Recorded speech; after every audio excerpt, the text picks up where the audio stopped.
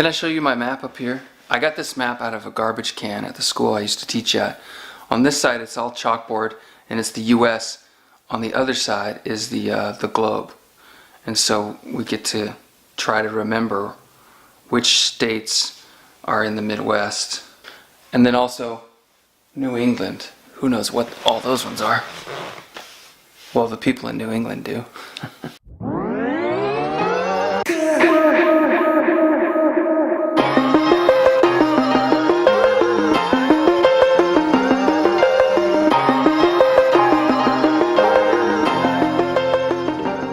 I spent the day here in Albany at a conference for early childhood development, and I want to share you a couple ideas that came up there and that I've been actually churning on all week. The first big idea is about self-regulation. Self-regulation is basically the ability to make hard choices, and you can measure it in little kids, right? Because every kid has to choose whether to eat the cookie or not eat the cookie. Kids who are able to make hard choices, that can self-regulate, it's one of the best predictors for future success in life, both in career and in college. It's not reading skills, it's not math skills, it's being able to make hard choices. So that's the skill we want to give kids. Self-regulation is the opposite of ADHD. If you think about what a kid who's hyperactive and has a hard time paying attention, that's the opposite of self-regulation. They can't make a plan and then complete it. So what you're trying to do is teach kids how to overcome obstacles, make a plan, predict how it's going to go, and complete the plan. Some kids are good at this naturally and other kids are terrible at it naturally, but every kid can get better at it because it's a skill. There's only one way to get better at self-regulation: through conflict. So as a parent who loves their kid, you're going to have to learn to love conflict. You're going to have to learn to hurt their feelings sometimes. It doesn't mean that it has to be hostile. You can create conflict that's fun. Most sports are essentially just a fun version of conflict. Kids who can self-regulate are legitimately confident. That's where confidence comes from. It doesn't come from adults saying you're smart or you're talented. In fact, that does not create confidence. It creates this weird self-esteem ego thing. It's actually the seed of narcissism and or, shame, which are two sides of the same coin. You don't want them to chase after the praise of others. You want them to chase after obstacles that they can overcome. That's where real confidence comes from. The other thing that's going to come out of overcoming obstacles is you're going to find obstacles that you can't overcome. You're going to find your own weaknesses in this process, your own failure. So part of this process, part of your job as a parent, is to bring them to conflict, bring them to that moment of failure, and then help them reflect on it. Say, why did I fail? What does it mean? And what will I do next time? Make a plan, see it to completion.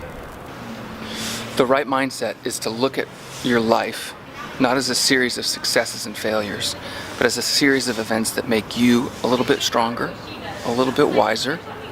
You have your weaknesses, but you also have a purpose. And that purpose is what drives you forward. That purpose is what gives you fulfillment, not whether you win or lose compared to other people. Because the trick with self-esteem, the trick with ego, is that it only works in comparison to others. And that's not a healthy way to go. A couple quick parenting tips. Number one, quit solving problems for them. If they're in conflict, be there to guide it, but guide it with questions and not with answers or solutions for them. Quit rescuing them so often. Tip number two, give them honest feedback. Wow, you didn't do a good job, or that took 5 times. That's even better because it's not even about good and bad. That took 5 times I had to tell you that. That's too many. How many do you think it should take? Right? Honest questions, open questions that they need to reflect on to turn the question around, the situation around, and do a better job.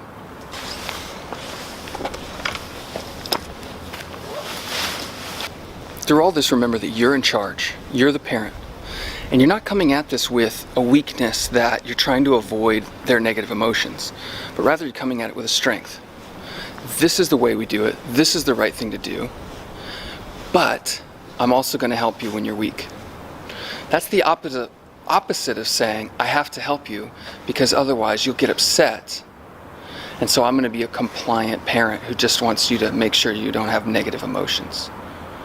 This whole process of learning self-reliance requires negative emotions. And we need it more as adults, just like they do. So showing your own weakness is a healthy thing to do. But in the end, you've got to have strength to give them strength. Just as a note, as teachers, we can tell the kids whose parents aren't facing this with strength and generosity.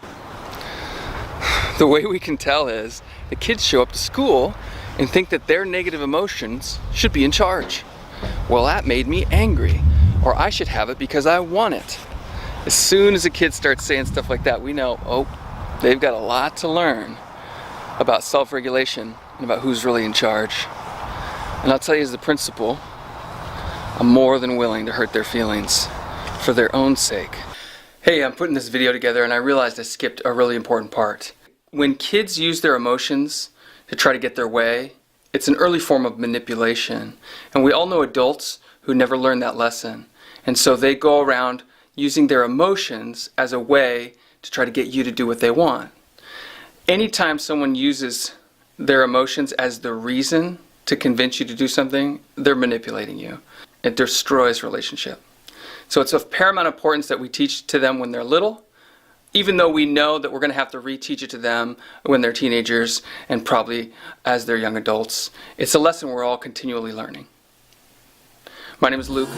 This is Parent Academy. I hope it helps.